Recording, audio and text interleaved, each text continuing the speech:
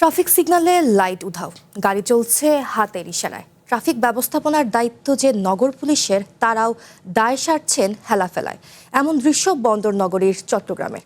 Police commissioner বলছেন, এই দুর্ভোগ থেকে নগরবাসীকে স্বস্তি দিতে উদ্যোগ নেওয়া হচ্ছে। আর 750 এআই ক্যামেরা বসানো সহ 400 কোটি টাকার একটি মেগা প্রকল্প বাস্তবায়নের কথা বলছে সিটি কর্পোরেশন।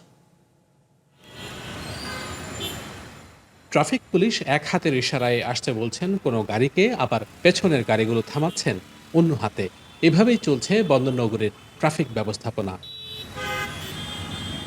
গত 10 বছরের মধ্যে একটি ট্রাফিক লাইটও বসেনি এই শহরে। উল্টো যে কয়টি ছিল সেগুলো হয়েছে অকেজো, আবার অকেজো লাইটগুলো চুরি হয়ে গেছে। লাইফে কখন কি হয় গ্যারান্টি আছে?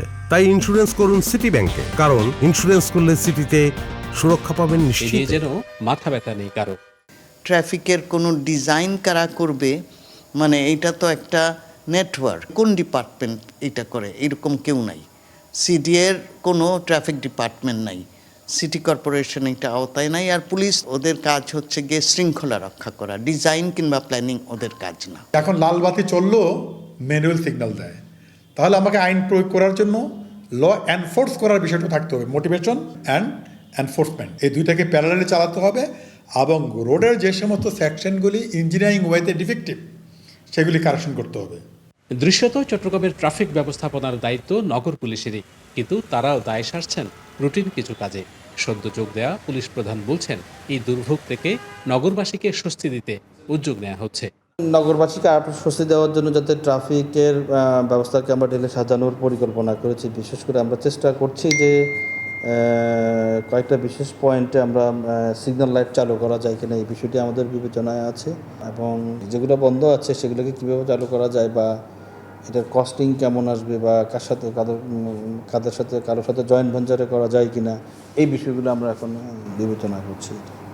সিটি কর্পোরেশন বলছে, নগরীর ট্রাফিক ব্যবস্থাপনার আমূল পরিবর্তনে এবার 400 কোটি টাকার এক মেগা প্রকল্প বাস্তবায়নের পরিকল্পনা নেওয়া হয়েছে। ডিজিটাল স্মার্ট ট্রাফিক ব্যবস্থাপনা প্রকল্পের প্রস্তাবও তৈরি করা হয়েছে। আর মন্ত্রিসভার অনুমোদন পেলেই শুরু হবে কাজ। প্রকল্পের আওতায় নগরীর প্রবেশপথে 5টি সহ 53টি পয়েন্টে বসবে 750 অত্যাধুনিক এআই ক্যামেরা। ট্রাফিক সিস্টেম ব্যবস্থা যে ভেঙে গেছে, সেটাকে আবার নতুনভাবে পুনর্জাগরণ করার জন্য একটা ডিপিপি অলরেডি আমরা প্রণয়ন করছি।